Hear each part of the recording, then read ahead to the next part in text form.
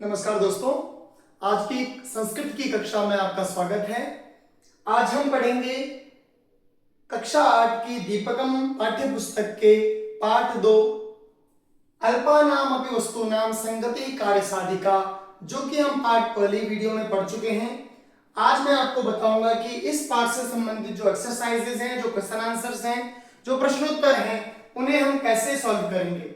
हालांकि आपको नोट्स के तौर पर कहीं पर भी मिल जाएंगे, परंतु जब तक आपको यह नहीं समझ आएगा बच्चों कि हमें पढ़ना कैसे है या हमें इस प्रश्न में क्या पूछा जा रहा है, क्या हमें करना है, तब तक आप इसे आसानी से सॉल्व नहीं कर पाएंगे। तो इस वीडियो में मैं आपको बताने वाला हूं कि हमें किस प्रश्न में क्या करना है, किस पंक्ति का क्या अर्थ है और उसका उत्तर क्या है, या उसे कैसे हमें लिखना है, कैसे हमें उसका उत्तर करना है। क्योंकि यदि आपको मैं पूरा नोट दे दूं तो आप उसे रटेंगे, याद करना आपको पड़ेगा और याद करना बहुत भारी होगा। लेकिन यदि आप उसे समझ जाएंगे कि क्या करना है और क्या किया गया है, तो आप उसे आसानी से कर पाएंगे, बिना याद किए कर पाएंगे। बहुत सारे प्रश्नोत्तर ऐसे होंगे जो आप याद किए बिना ही उन्हें सॉल्व कर सकते हैं। ठीक है, तो आइए शुरू करते हैं। वीडियो शुरू करने से पहले आप सभी से मेरा निवेदन है कि वीडियो को लाइक करें, शेयर करें और कमेंट बॉक्स में जरूर अपनी राय लिखें। आइए हम शुरू करते हैं। सबसे पहले प्रश्न नंबर 1 जो हमारा है, प्रश्न नंबर 1 हम करते हैं। अधोलिखितानाम प्रश्नानाम एक पदेन उत्तरतः। पहला प्रश्न हमारा अधोलिखितानाम प्रश्नानाम एक पदेन उत्तरतः, यानी कि नीचे लिखे गए प्रश्न है उनका उत्तर एक पद में हमें देना है। प्रश्नानाम एक पदेन, एक पद का मतलब क्या होता है, एक शब्द में हमें उत्तर देना है। कभी कभी दो भी आ सकते हैं। ठीक है, तो पहला प्रश्न है मित्राणि ग्रीष्मावकाशे कुत्र गच्छन्ति, यानी कि मित्र दोस्त ग्रीष्मावकाशे यानी कि गर्मियों की छुट्टियों में, समर वेकेशंस में कहां जाते हैं। ये किस पाठ पर है, अल्पानाम अपि वस्तूनाम संगति कार्य साधिका। तो कहां जाते हैं, उत्तराखंडम, है ना। इसका उत्तर क्या आएगा हमारा, उत्तराखंडम या उत्तराखंड राज्यम। इस तरह आप उत्तर लिख सकते हैं। दूसरा प्रश्न है सर्वत्र कः प्रसृतः, सर्वत्र कः प्रसृतः, यानी कि सब जगह, सर्वत्र यानी सब जगह, कः यानी कौन, प्रसृतः यानी कि फैल गया, प्रसारित हो गया। तो अंधकार, सब जगह क्या हो गया था, अंधकार हो गया था, अंधेरा हो गया था। कः सर्वान् प्रेरयन् अवदत्, कौन सभी को प्रेरित करके बोलता है ना। प्रेरित यानी मोटिवेट करके बोलता है, अभिप्रेरित करके बोलता है। तो उसका उत्तर क्या है, नायकः। उत्तरम नायकः। नायक कौन था, नायक की जगह एक और आ सकता है, कौन सा, सुधीरः। कौन सा आ सकता है, सुधीरः। ठीक है, सुधीरः, क्योंकि जो नायक था उसका नाम ही क्या था, उसका नाम ही सुधीर था। अगला प्रश्न है कः हितोपदेशस्य कथां श्रावयति, कौन हितोपदेश की कथा सुनाता है। तो इसका उत्तर भी सेम वही है, कौन, नायकः या फिर सुधीरः, दोनों ही आप लिख सकते हैं। ठीक है, दोनों ही इसके उत्तर हो सकते हैं। यहां पर एक ही दिया गया है, लेकिन आप इसे दोनों लिख सकते हैं। अगला प्रश्न है कपोतराजस्य नाम किम, कपोतराजस्य नाम किम, कपोतराजस्य नाम किम यानी कबूतराज, कबूतर जो था, कबूतरों का राजा, उसका नाम क्या था। ठीक है, तो क्या था उसका नाम, चित्रग्रीवः, चित्रग्रीव उसका नाम था। व्याधः कान विकीर्य जालम प्रसारितवान, व्याधः यानी शिकारी, कान विकीर्य क्या बिखेर कर, विकीर्य यानी बिखेर कर, जालम प्रसारितवान जाल फैलाया। शिकारी ने क्या बिखेर कर जाल फैलाया, तो क्या बिखेर कर फैलाया था, चावल के दाने, है ना, तंडुल कणान, तंडुल कणान यानी चावलों के दाने या चावल के दाने। विपत् काले विस्मयः कस्य लक्षणम, विपत् काले यानी विपत्ति काल में, विस्मय किसका लक्षण है, कि विपत्ति काल आ गई और विस्मय कर रहा है कि अरे क्या होगा, अरे क्या हो गया, कैसे होगा। तो ये किसका लक्षण है, का पुरुषम, जो अधम पुरुष है, अधम व्यक्ति है, जो श्रेष्ठ नहीं है, बिल्कुल अधम है, नीचे है, वह ये उसका लक्षण है। चित्रग्रीवस्य मित्रम हिरण्यकः कुत्र निवसति, चित्रग्रीव का जो मित्र दोस्त था वो कौन था? हिरण्यकः। हिरण्यकः कौन था? एक चूहा था, है ना, मूषक था। तो हिरण्यक कुत्र निवसति, कहाँ रहता है, कहाँ निवास करता है? तो गंडकी तीरे, गंडकी यानी गंडकी नदी के तीर यानी कि तट पर। तो गंडकी तीरे, या आप लिख सकते हैं गंडकी नद्याः तीरे, या सीधे सीधे गंडकी तीरे। ये आपका उत्तर हो जाएगा। अगला प्रश्न है चित्रग्रीवः हिरण्यकं कथम संबोधयति। चित्रग्रीव जो है वो हिरण्यकम, हिरण्यक को कथम मतलब कैसे, संबोधयति मतलब संबोधित करते हैं। जब वो वहां पर जाते हैं उसके बिल के बाहर तो कैसे उसे पुकारते हैं? तो कैसे पुकारते हैं? कहते हैं भोहो मित्र। भोहो मित्र यानी हे मित्र, हे दोस्त, इस तरह से पुकारते हैं। अगला प्रश्न है पूर्वम केशां पाशान चिनतु इति चित्रग्रीवः वदति। पूर्वम यानी कि पहले, फर्स्ट, पहले, केशां पाशान किनके पाशों को, किनके बंधनों को, छिनतु काटने के लिए, छिनतु मतलब काटो, ऐसा चित्रग्रीव बोलता है। किसके पासों को, किसके जाल को पहले काटने के लिए चित्रग्रीव बोलता है? तो किसके बोलता है? आश्रितानाम। आश्रितानाम यानी जो आश्रित हैं, जो हम उनके सहारे पर हैं, जो उनके आश्रित हैं। तो कौन थे आश्रित? जो और कबूतर थे, उनके और परिवार के कबूतर थे, वही सब उनके आश्रित थे। आश्रित का मतलब होता है सहारे पर होना, उसके बेस होना, उस पर बेस्ड होना, या उस पर निर्भर होना, डिपेंड होना भी बोल सकते हैं सामान्य तौर पर। प्रश्न नंबर 2 है पूर्ण वाक्येन उत्तरम लिखत। अब हम आगे किसमें? पूर्ण वाक्य, फुल सेंटेंसेस में आंसर देना है। जब भी बच्चों का परीक्षा दे तो इसमें जरूर ध्यान रखना है, यदि एक पदेन लिखा है यानी कि वन वर्ड आंसर है, उतना ही लिखना है, ज्यादा लिखने की जरूरत नहीं है। और यदि पूर्ण वाक्य ने लिखा है तो कम लिखना नहीं है, क्योंकि पूर्ण वाक्य का मतलब होता है फुल सेंटेंस। उसका जो मार्क होता है, मार्क्स होते हैं, अंक होता है, वो उसी पर निर्भर होता है कि आप पूरे वाक्य में उत्तर देंगे। यदि आप नहीं देते हैं तो आपके नंबर काटे जाते हैं। पहला प्रश्न है यदा केदार क्षेत्रम आरोहन्तः आसन किम अभवत्। जब केदार क्षेत्र में चढ़ रहे थे, केदार की पहाड़ियों पर चढ़ रहे थे, तब किम अभवत् क्या हुआ? तो उत्तर है यदा केदार क्षेत्रम आरोहन्तः आसन। जब केदार घाटी पर जा रहे थे या केदार के दर्शन के लिए चढ़ाई कर रहे थे, तब वेगेन वृष्टि आरब्धा। वेगेनम, वेगेन यानी कि बहुत तेजी से, है ना, वेग से, तेजी से, वृष्टि आरब्धा यानी कि बारिश शुरू हो गई। ख है उच्च स्वरेण किम प्रार्थयन्त। सर्वे उच्च स्वरेण किम प्रार्थयन्त। इसका उत्तर है सर्वे उच्च स्वरेण। उच्च स्वर का मतलब होता है जोर से, तेज, लाउड। प्रार्थयन्त क्या प्रार्थना करते हैं? तो क्या प्रार्थना करते हैं कि हे भगवान रक्ष अस्मान, हे भगवान हम सभी की रक्षा करो, हम सभी को बचाओ, हम सभी की रक्षा करो। ठीक है बच्चों, यहां तक समझ में आ गया सभी को। अब हम आगे बढ़ते हैं ग में। थोड़ा सा समय जूम आउट कर देता हूं क्योंकि ये आई थिंक बाहर तक जा रहा है।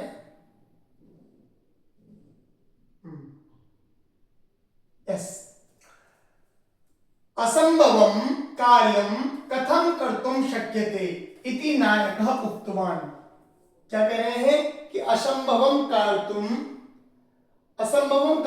कथम कर्तुम शक्यते इति नायकः उक्तवान। कह रहे हैं कि जो असंभव कार्य है, जो इम्पॉसिबल वर्क है, कुछ कार्य है, उसे कैसे कर सकते हैं, यह नायक ने बोला। कहने का मतलब कि नायक ने जो बोला कि कैसे कर सकते हैं, तो उसने क्या बताया कि कैसे कर सकते हैं? तो असंभवम कार्यम आत्मविश्वास बलेन कर्तुम शक्यते इति नायकः उक्तवान। नायक ने क्या बोला कैसे कर सकते हैं? तो आत्मविश्वास बलेन, आत्मविश्वास के बल पर, सेल्फ कॉन्फिडेंट के बल पर आप क्या कर सकते हैं? कोई भी असंभव कार्य कर सकते हैं, ऐसा नायक यानी कि सुधीर ने कहा, बोला। निर्जने वने तंडुलकणान् दृष्ट्वा चित्रग्रीवः किम निरूपयति। निर्जने वने, जिस जंगल में कोई मनुष्य नहीं है, जन नहीं है, लोग नहीं है, उन वहां चावल के दानों को देखकर चित्रग्रीवः किम निरूपयति, यानी कि चित्रग्रीव क्या करता है, क्या शंका करता है, क्या बताता है। तो चित्रग्रीवः निरूपयति यत् निर्जने वने तंडुलकणानां संभवः कथम। वही कह रहे हैं कि निर्जने वने, वो कह रहे हैं कि यहाँ पर जो निर्जन वन है यहाँ पर तंडुलकण कैसे संभव हो सकते हैं, जहां पर कि कोई मनुष्य ही नहीं, कोई लोग ही नहीं है, कैसे पॉसिबल है। ठीक है, अगला प्रश्न है किम नीति वचनम प्रसिद्धम, कौन सा नीति वचन प्रसिद्ध है, कौन सा नीति वचन प्रसिद्ध है। तो लघूनाम अपि वस्तूनाम संगति कार्य साधिका, जो कि हमारे पाठ का नाम है। छोटी छोटी वस्तुएं भी यदि संग्रहित हो जाती, संगठित हो जाती हैं, उसमें एकता हो जाती है, वो एक हो जाते हैं, तो कोई भी कार्य पूरा किया जा सकता है। इति नीति वचनम प्रसिद्धम, ऐसी जो नीति वचन है वह प्रसिद्ध है, फेमस है, तो इसको हम अपने जीवन में भी उतार सकते हैं। अगला प्रश्न है व्याधात रक्षाम प्राप्तुम चित्रग्रीवः कम आदेशम दत्तवान। व्याधात रक्षाम प्राप्तुम, शिकारी से रक्षा प्राप्त करने के लिए, रक्षा पाने के लिए चित्रग्रीव किसको आदेश देते हैं। ठीक है, कम आदेशम दत्तवान, तो व्याधात रक्षाम प्राप्तुम, उस शिकारी से रक्षा करने के लिए, होने के लिए चित्रग्रीवः कपोतान आदेशम दत्तवान, चित्रग्रीव ने कबूतरों को आदेश दिया कि चलो एक मन से उड़ो और इसको लेकर उड़ जाओ, तभी बच सकते हैं। हिरण्यकः किमर्थम तूष्णीम स्थितः, हिरण्यकः कपोतानाम अवपात भयात चकितः तूष्णीम स्थितः। हिरण्यक यानी जो मूषक था, जो चूहा था, उसके लिए कह रहे हैं कि वो हिरण्यक जो चूहा था वो कबूतरों के अवपात भयात यानी कि उनके आने के डर से, इस तरह सबके सब एक साथ आए, चकितः तूष्णीम, चकित होकर के अरे एक साथ कैसे ऐसे भाग गए, इसलिए वो तूष्णीम स्थितः यानी छिप करके बैठ गया। पुलकितः, पुलकितः हिरण्यकः चित्रग्रीवं कथम प्रशंसन्ति। पुलकितः हिरण्यकः, प्रसन्न हुआ जो हिरण्यक यानी जो चूहा था, चित्रग्रीवं कथम प्रशंसति, चित्रग्रीव की उसने कैसी प्रशंसा की, चित्रग्रीव की प्रशंसा उसने कैसी की। तो पुलकितम, पुलकितः हिरण्यकः चित्रग्रीवं, सॉरी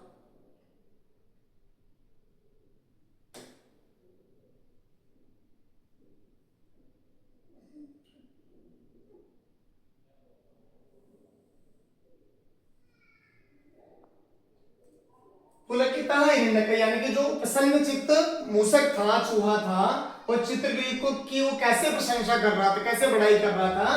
तो पुलकितः हिरण्यकः चित्रग्रीवं प्रशंसन्ति, प्रसन्न हिरण्यक चित्रग्रीव की प्रशंसा करता है कि आश्रित वात्सल्येन त्वं त्रैलोक्यस्यापि स्वामित्वं प्राप्तुं योग्योऽस्ति। इस तरह जो आश्रितों को प्रेम करना, और आश्रित जो तुम्हारे आश्रित हैं, जो तुम पर डिपेंड है, ऐसों को क्या करना, उनके बारे में पहले सोचना, उनको प्रेम करना, वात्सल्य करना, ही तुम, यही एक जो गुण है ना, वो तुम्हें त्रिलोक स्वामी का क्या बनाता है, स्वामी बनाने लायक है, तुम त्रिलोक के स्वामी बनने लायक हो, ऐसी प्रशंसा करता है। कपोताः कथम आत्मरक्षणं कृतवन्तः, जो कबूतर थे उन्होंने कैसे अपनी आत्मरक्षा की, अपनी कैसे उन्होंने रक्षा की।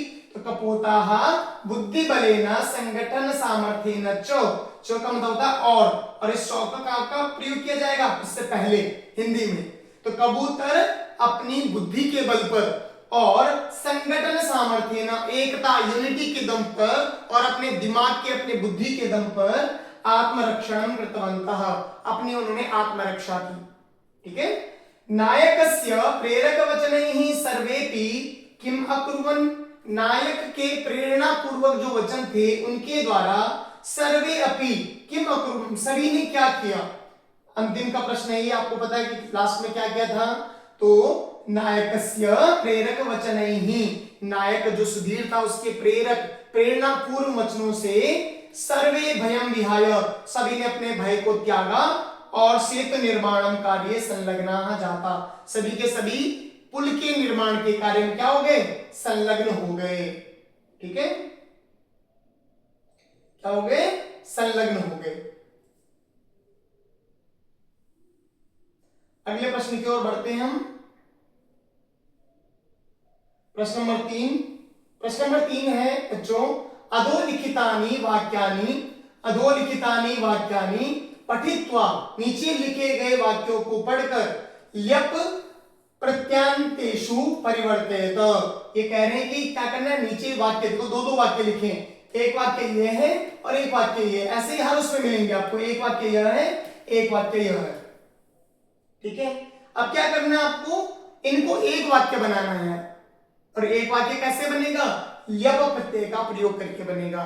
ल्यप प्रत्यय किस अर्थ में आता है बच्चों, तो कर के अर्थ में आता है। जब आपको दो क्रियाएं बोलते हैं ना, मैं जा रहा हूं और पढ़ रहा हूं, मैं जा रहा हूं, मैं पढ़ रहा हूं, ठीक है, या मैं जा रहा हूं, मैं बाद में आकर खाना खाऊंगा, तो आप बोल सकते हैं मैं जाकर वापस आकर खाना खाऊंगा। या कोई कह रहा है मैं पढ़ रहा हूं, मैं बाद में सोऊंगा, तो आप कह सकते हैं मैं पढ़कर सोऊंगा, एक ही वाक्य बन जाता है। तो ये जो कर आ रहा है ना, पढ़कर, लिखकर, हंसकर, बोलकर, उठकर, बैठकर, इसके लिए दो प्रत्ययों का प्रयोग होता है। कितने प्रत्ययों का, दो प्रत्यय आते हैं इसमें। यहां पर केवल यह प्रत्यय है, लेकिन दोनों का एक ही अर्थ है। कौन सा, दो प्रत्यय आते हैं, एक आता है क्त्वा प्रत्यय और एक आता है यप,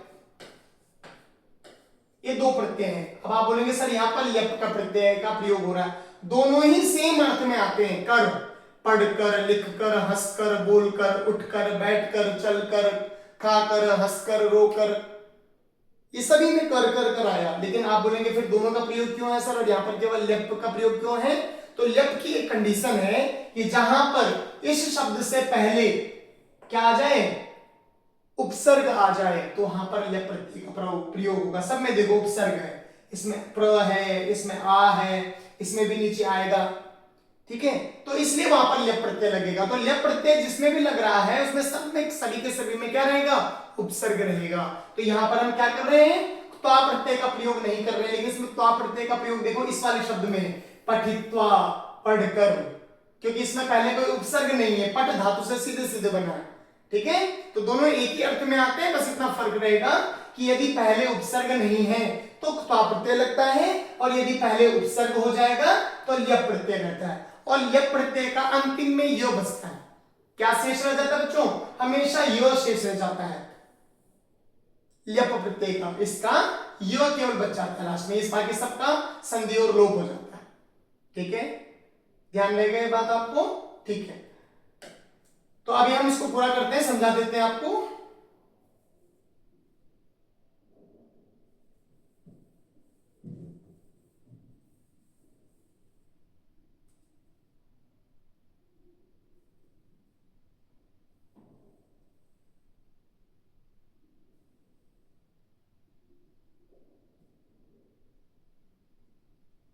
ठीक है, छात्र, पहला वाक्य, पहले दो जो वाक्य हैं, छात्र कक्षाम प्रविशति, छात्र कक्षा में प्रवेश करता है, संस्कृतम पठति, संस्कृत पढ़ता है, दो वाक्य हैं देखिए, इसको हमने एक ही बना दिया, छात्र कक्षाम प्रविश्य संस्कृतम पठति, छात्र संस्कृत कक्षा में, क्लासरूम में प्रवेश करके यानी एंट्री करके जाकर संस्कृत पढ़ता है, ये ल्यप प्रत्यय का प्रयोग हो गया, ठीक है।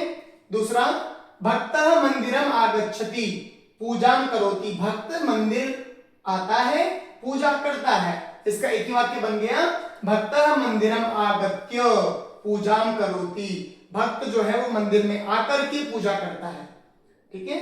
नेक्स्ट, माता भोजनम निर्माति पुत्राय ददति, माता भोजनम निर्माति पुत्राय ददाति, ये दो वाक्य हो गए, इसका एक ही वाक्य क्या बन जाएगा, निर्माय, माता भोजनम निर्माय पुत्राय ददाति, मां भोजन बनाकर पुत्र को देती है। सेम वैसे, सुरेशा प्रातः उत्तिष्ठति, सुरेश प्रातः उठता है, देवम नमति, भगवान को नमस्कार करता है, देव को नमस्कार करता है। तो एक ही वाक्य बना दिया ल्यप प्रत्यय का प्रयोग करके, सुरेशा प्रातः उत्थाय देवम नमति, सुरेश प्रातः उठकर देवता को नमस्कार करता है, भगवान को नमन करता है। रमा पुस्तकम स्वीकरोति, रमा पुस्तक स्वीकरोति यानी कि लेती है, विद्यालयम गच्छति, विद्यालय जाती है, इसका एक ही वाक्य क्या बन जाएगा कि रमा पुस्तकम स्वीकृत्य विद्यालयम गच्छति, एक ही वाक्य बन गया। रमा पुस्तक लेकर विद्यालय जाती है। अहम गृहम आगच्छामि भोजनम करोमि, दो वाक्य हैं, इसको हम क्या कर देंगे, यहाँ पर यह प्रत्यय लगा देंगे। तो अहम गृहम आगत्य भोजनम करोमि, मैं घर आकर भोजन करता हूं। इसमें दो वाक्य थे, मैं घर आकर मैं घर आता हूं भोजन करता हूं, तो मैं घर आकर भोजन करता हूं। ठीक है, यहां तक आ गया सभी को समझ में। तंडुल कणान विकीरति जालम विस्तारयति, चावल के दानों को बिखेरता है, जाल फैलाता है। अब हमने इसको एक ही वाक्य बना दिया, तंडुल कणान विकीर्य जालम विस्तारयति, चावल के दानों को फैलाकर जाल विस्तारित यानी जाल फैलाता है। तंडुल के दानों को यानी कि चावल के दानों को बिखेर कर जाल फैलाता है। व्याधः तंडुल कणान अवलोकयते, शिकारी चावल के दानों को देखता है। भूमो अवतरति, भूमो अवतरति यानी भूमि पर आते हैं। यहाँ पर इन्होंने एक्चुअली प्रश्न ही गलत कर दिया, यहाँ पर व्याधः नहीं, यहाँ पर वैसे कपोतः होना चाहिए था। इस जगह पर क्या होना चाहिए था, कपोतः यानी कि कबूतर, कपोताः होना चाहिए था, पर वहां पर एक वचन का ही रूप है, इसलिए हम इसको कपोता ही करेंगे। ठीक है, तो कपोता तंडुल कणान अवलोकयते, जो कबूतर है वो चावल के दानों को देखते हैं, और भूमो अवतरति, भूमि पर उतरते हैं। एक ही वाक्य बन जाएगा, कपोता तंडुल कणान अवलोक्य भूमो अवतरति, यानी कि कबूतर चावल के दानों को देखकर भूमि पर उतरते हैं। ठीक है, और इसी के साथ ये प्रश्न यहीं पर समाप्त होता है। अब हम आते हैं इसमें प्रश्न नंबर 4 में। प्रश्न नंबर 4 है हमारा उदाहरणानुसारम, यानी उदाहरण के अनुसार। एक इसमें पहले से उदाहरण दिया हुआ है, उपसर्ग योग योजनेन, यानी कि उपसर्ग को जोड़कर, उपसर्ग योजनेन क्त्वा स्थाने ल्यप प्रत्ययस्य प्रयोगम कृत्वा पदानि परिवर्तयेत। सेम वैसे ही ऊपर केवल इन्होंने ल्यप प्रत्यय का प्रयोग बताया था क्योंकि उपसर्ग नहीं लगा हुआ था ऑलरेडी। अब ये कह रहे हैं कि जहां पर क्त्वा प्रत्यय है ना, वहां पर उपसर्ग लगाइए, और उपसर्ग जैसे लगेगा उसके बाद क्या हो जाएगा, इक्त्वा प्रत्यय हट जाएगा, यहाँ से इक्त्वा प्रत्यय हट जाएगा जो ये लगा हुआ है, और यहाँ पर कौन सा आ जाएगा, ल्यप प्रत्यय का प्रयोग हो जाएगा, इक्त्वा की जगह ल्यप। लेकिन फर्क क्या होगा कि इस धातु से पहले विसर्ग लगाना पड़ेगा, सॉरी इस धातु से पहले उपसर्ग लगाना पड़ेगा, जो उपसर्ग उचित होगा हम वही लगाएंगे। ठीक है, समझ आ गया सभी को। तो ठीक है, शुरू करते हैं।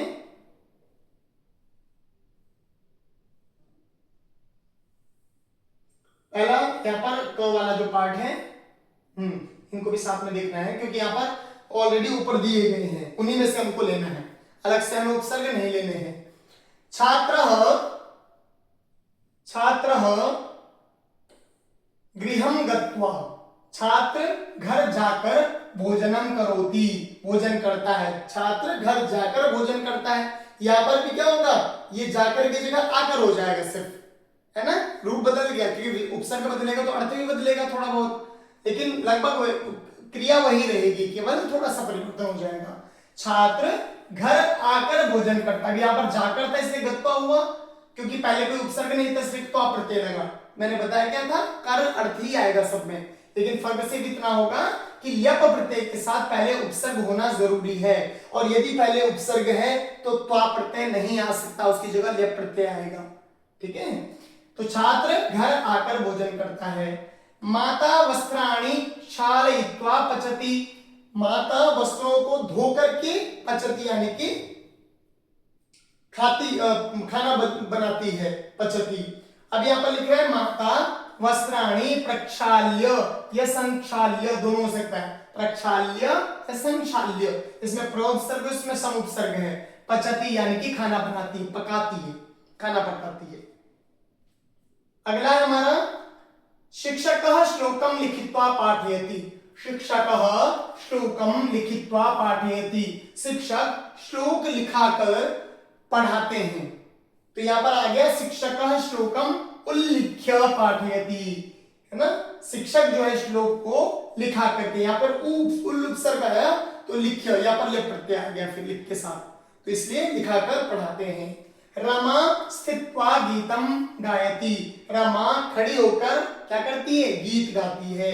तो रमा उत्थाय गीतम गायती, यहाँ पे उपसर्ग आ गया, तो यहाँ पर भी सेम वही, रमा उठ करके गीत गाती है। शिष्य सर्वदा गुरुं नत्वा पठति, शिष्य हमेशा गुरु को नमस्कार करके पढ़ता है। तो यहाँ पर भी क्या आ गया, शिष्य सर्वदा गुरुं प्रणम्य पठति, उपसर्ग आ गया इसलिए यह प्रत्यय आ गया। शिष्य हमेशा क्या करता है, गुरु को प्रणाम करके पढ़ता है। लेखक आलोचनम कृत्वा लिखति, लेखक आलोचन करके लिखता है। आलोचन क्या होता है, आलोचन करना, किसी चीज का आलोचना करना होता है, आलोचना करना होता है उसके बारे में, उसके पक्ष विपक्ष की बात करना, उसको आलोचना करके कहते हैं। ठीक है, लेखक आलोचनम संस्कृत्य, इसका मतलब भी यही है, आलोचन को संकृत्य यानी कि अच्छी प्रकार से करके लिखता है। ठीक है, ये प्रश्न सभी को समझ में आ गया। त्वा प्रत्यय की जगह ल्य प्रत्यय करना है, धातु वही रहेगी लेकिन उससे पहले उपसर्ग आ जाएगा। यदि त्वा है उपसर्ग नहीं होना चाहिए, ल्यप है तो उपसर्ग होना ही चाहिए, ये दो कंडीशन रहेगी हमेशा। अब प्रश्न नंबर 5 आ गया हमारे पास। प्रश्न नंबर 5 है कि पाठे प्रयुक्तेन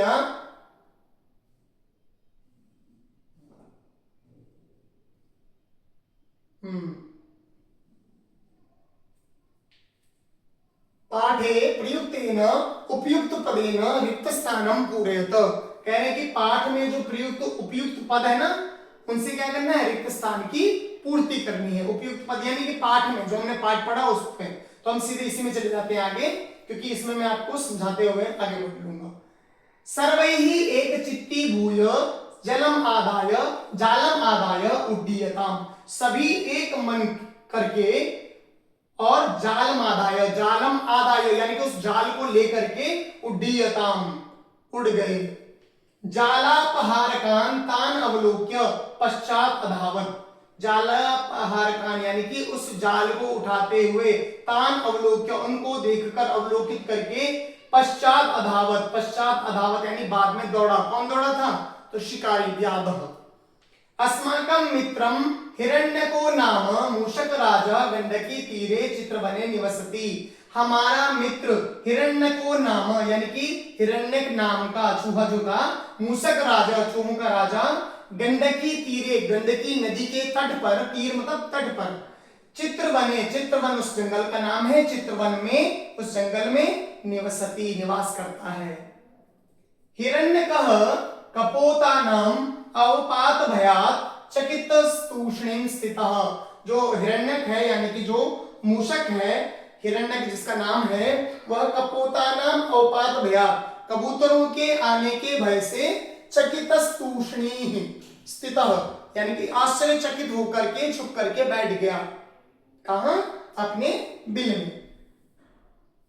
यतो ही विपत्ति काले विस्मयः एव का पुरुष लक्षणम, जैसे कि विपत्ति काल में विस्मय होना ही क्या है, का पुरुष लक्षणम, अधम पुरुष का लक्षण है। उन्हें उस समय विस्मय करने की आवश्यकता नहीं, क्योंकि कोई भी विपत्ति है वो बोलकर नहीं आती, कितनी बड़ी होगी कैसे होगी वो पहले से निर्धारित नहीं होता है, नहीं पता होता, निर्धारित तो होता है लेकिन किसी को कोई सामर्थ्य नहीं होता उसको जानने में। अब अगले प्रश्न की ओर बढ़ते हैं। पाठे प्रयुक्तेन ल्यप प्रत्यांत पदेन सह उपयुक्तम पदम योजयत, ये कह रहे हैं कि पाठ में प्रयुक्त किए गए जो ल्यप प्रत्यय के पद हैं उसके साथ में उपयुक्तम पदम योजयत, उपयुक्त पदों को योजित करें यानी कि जोड़ें। उपयुक्त का मतलब क्या है, जो उसके साथ साथ जुड़े हुए हैं। ठीक है, जो उसके साथ सही है, उचित है। विकीर्य, विकीर्य यानी कि क्या है, विकीर्य बिखेर कर, क्या बिखेर कर, तंडुल कणान चावल के दानों को बिखेर कर। विस्तीर्य फैलाकर, क्या फैलाकर, तो जाल फैलाकर, जालम, विस्तीर्य यानी विस्तार करके, विस्तारित करके, फैलाकर। अवतीर्य यानी कि उतर कर, कहां उतर कर, भूमौ जमीन पर, भूमि पर उतर कर। अवलोक्य अवलोकित करके, देखकर, अवलोकित करना होता है देखना, सीधे सीधे से अवलोकित करना, कहां पर क्या है कैसा है ना, तो क्या अवलोकित करके, जालापहारकान यानी कि जो जाल को उठा करके लेकर जा रहे थे, भाग कर जा रहे थे। एक चित्ती भूय, एक चित्त बन के, एक मन बना करके क्या, उड्डीयताम, उड़े, उड़ते हैं। प्रत्यभिज्ञाय, प्रत्यभिज्ञाय यानी उसको समझना, क्या समझना, तद वचनम, उसके वचन को समझना। ठीक है, प्रश्न नंबर 7 में आ जाते हैं हम। समास युक्त पदेन रिक्त स्थानम पूरयत।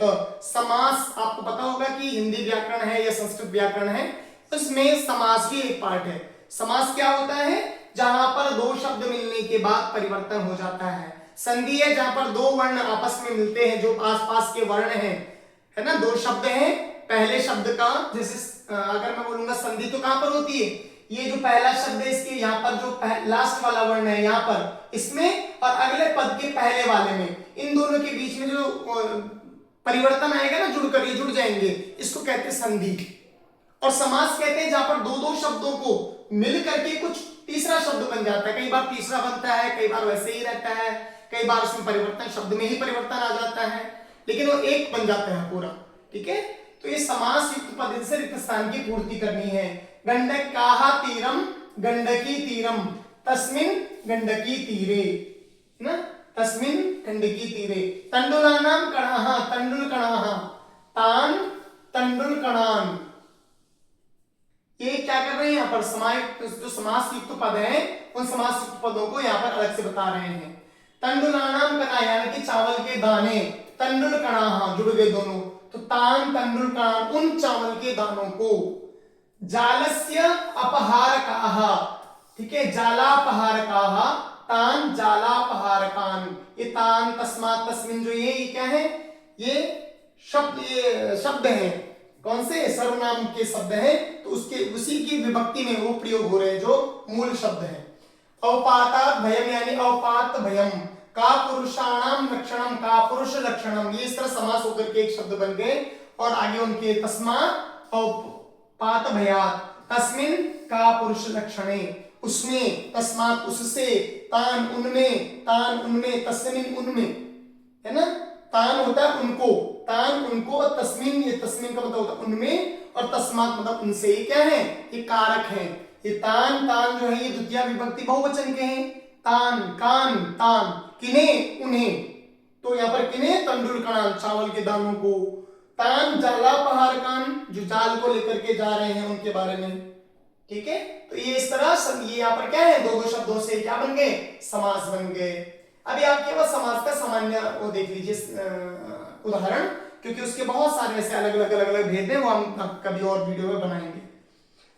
सार्थक पदम ज्ञात्वा संधि विच्छेदम कुरुत, सार्थक पदों को जानकर संधि विच्छेद करें। यहाँ पर देख रहे हैं आप, मैंने पहले समझाया था, जहां पर संधि विच्छेद, संधि हो जाती है, दो शब्द मिलकर वर्णों में परिवर्तन आकर वो जुड़ जाते हैं, उसको अलग अलग करना है।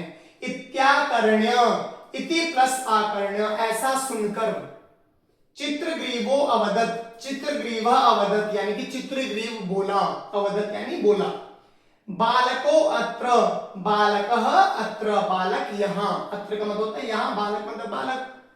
धैर्यम अथाभ्युदये, धैर्यम अथ अभ्युदय यानी कि धैर्य ही अभ्युदय में, अभ्युदय का मतलब क्या है, जब उन्नति होती, जब व्यक्ति ऊपर चढ़ता है, सफल होता है। भोजने, भोजनेप्य प्रवर्तनम, भोजने अपि अप्रवर्तनम, भोजन भी प्राप्त नहीं होगा, भोजन भी प्राप्त नहीं होगा। नमस्ते, नमः और ते, नमस्ते का मतलब होता है नमः ते, मैं उन्हें, ते नमः ते, नमस्कार करते हैं उन्हें। उपायश्चिन्तनीयः, उपायः चिन्तनीयः, उपायः चिन्तनीय, उपाय मतलब कोई भी सॉल्यूशन, कोई भी उपाय, और चिंतनीय यानी चिंतन करना, सोचना, विचार करना। व्याधस तत्र, व्याधः और तत्र, व्याध यानी शिकारी, तत्र मतलब वहां। हिरण्यकोप्याह, हिरण्यकः अपि आह, हिरण्यक भी है। मूषक राजो गंडकी तीरे, मूषक राजः गंडकी तीरे यानी कि मूषक राज कौन था, हिरण्यक, इसका नाम हिरण्यक था, चूहों का राजा। गंडकी तीरे यानी गंडकी नदी के तट पर। अतस्त्वाम, अतः और त्वाम मिलकर के बनता है अतस्त्वाम, अतः यानी अतः, इसलिए त्वाम मतलब उनको। कश्चित, कह चित, कश्चित किससे बनता है, कह चित, इनसे बनता है। कश्चित मतलब किसी, कश्चित वने किसी वन में। ठीक है, समझ में आ गया सभी को? तो इसी के साथ हमारा यह पाठ यहीं पर समाप्त होता है बच्चों। आई होप कि आप सभी को समझ में आ गया होगा ना। किसी को भी यहाँ पर कोई परेशानी, कोई भी यदि कोई डाउट हो, कुछ भी हो, तो आप मुझे कमेंट बॉक्स में लिखकर बता सकते हैं कि आपको यह वीडियो कैसे लगी और इसमें आपको क्या कुछ ऐसा लगा जो अच्छा लगा हो, या अगर ऐसा कुछ लगा आपको कि कुछ और होना चाहिए या कुछ और वीडियो आप चाहते हैं, किसी और चैप्टर के पार्ट आप चाहते हैं, तो कमेंट बॉक्स में आप जरूर लिखें। तब तक के लिए आप सभी को नमस्कार।